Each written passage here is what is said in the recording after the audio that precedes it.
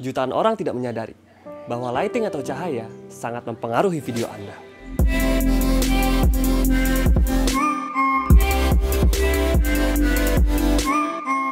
Hai semua, namaku Kevin Agastya dan kembali lagi di channel ini. Nah, pernah nggak sih kalian tuh lagi syuting, terus kameranya udah bagus, udah nyewa, terus aktornya ini udah ganteng-ganteng, cakep-cakep, udah cantik-cantik, actingnya bagus, terus tempatnya udah nyewa, misalnya di cafe, udah izin dan lain sebagainya. Tapi pas kalian shoot, kalian take, kok masih biasa aja ya? Jelek ya? Pasti semua pernah. Aku juga sering. Nah, sekarang kita akan bahas gimana caranya biar nggak kejadian seperti itu lagi. Kita bahas apa? Lighting. Hal yang kadang orang nggak terlalu peduliin. Bahkan orang biasa lebih memperdulikan kamera yang dipakai, lensa yang dipakai. Bahkan sama sekali nggak memperdulikan dari mana cahayanya, source lightingnya dari mana. Dan sebenarnya lighting itu sangat berdampak banget sama footage yang akan kita ambil. Karena pada dasarnya kamera itu menangkap cahaya. Dia nggak nangkap yang lain, yang ditangkap adalah cahaya. Jadi semakin bagus, semakin solid, semakin banyak cahaya yang masuk, semakin optimal kamera itu menangkap sesuatu. Jadi gambar yang kita masukin juga bakal lebih jelas, bakal lebih padat, dan lebih bagus pastinya. Nah, jadi kalau kita memperdulikan lighting, video kita tuh bisa menjadi lebih, value-nya lebih tinggi, lebih kelihatan mahal, lebih kelihatan lebih profesional.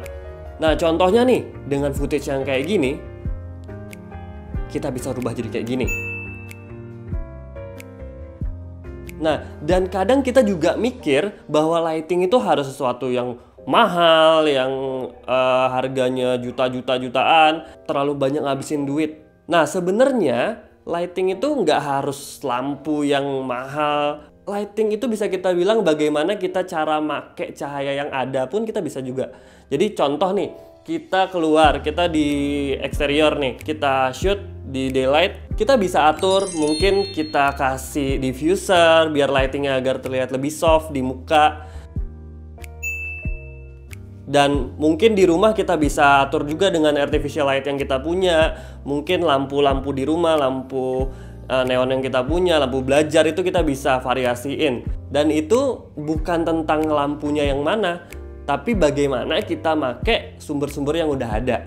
Dan sinematografer ternama yang internasional dan maupun yang nasional juga, bahkan mereka masih banyak make artificial light. Dan itu terlihat lebih, lebih, kalau orang bilang lebih sinematik ya, lebih artistik. Dan bahkan dengan sumber cahaya yang ada pun kita bisa variasiin itu. Jadi footage-nya bisa lebih bagus tanpa pakai lighting yang mahal, yang aneh-aneh. Yang penting kita tahu gimana cara ngaturnya dan seberapa balance, seberapa pasnya. Dan buatku sendiri ada 4 hal yang bisa kita peroleh kalau kita memperdulikan lighting. Pertama, gambar kita akan terlihat lebih tajam. Karena biasanya waktu di tempat-tempat gelap, tempat-tempat yang kurang cahaya, otomatis kita akan naikkan ISO di kamera. Nah, dengan lighting yang proper, kita bisa pakai ISO yang senatif mungkin. Jadi mungkin kalau yang native-nya 100, native-nya 800 masih bisa pakai ISO yang itu. Jadi noise-nya masih aman. Yang kedua, subjeknya kita akan terlihat lebih menonjol karena lighting yang proper. Jadi nggak ada lagi yang gambar yang flat seperti itu. Yang ketiga, kita bisa masukin pesan lewat lighting. Banyak banget sinematografer dan sutradara itu masukin pesan tersembunyi lewat lighting. Jadi mungkin kalau misalnya karakternya seperti ini, lightingnya mungkin side lighting yang menggambarkan kalau karakternya itu mempunyai dua maksud atau dua kepribadian yang berbeda. Nah, nanti mungkin kita di next video kita akan bahas tentang itu lebih lanjut. Yang keempat adalah mempermudah color grading.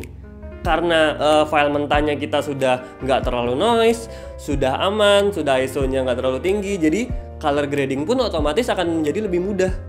Dan dengan lighting pun kita bisa meminimalisir color grading. Nah, mungkin kalau misalnya kita pengen warna kayak Joker, kita bisa langsung pas syuting kita set lampunya, jadi waktu di post di color grading kita nggak terlalu banyak nge-tweak. Karena nge-tweaking itu kalau filenya nggak raw ya, itu bisa menurunkan kualitas. Jadi waktu kita udah nggak terlalu banyak tweaking, otomatis kualitasnya bakal semakin bagus. Nah, sebenarnya ada banyak banget nih variasi cara-cara memakai lighting seperti apa. Karena dalam sinematografi, semuanya itu terserah selera dan makna yang ingin kita sampaikan. So, itu ya penjelasan yang umum dan dasar tentang lighting. Untuk penjelasan lebih detail, mungkin aku akan bahas di video-video selanjutnya. Mungkin kamu punya pengalaman tentang lighting atau ada pertanyaan-pertanyaan tentang lighting. Mungkin bisa ditulis di kolom komentar, biar aku bahas di video selanjutnya. Dan seperti biasa, jangan lupa untuk like, comment, and subscribe.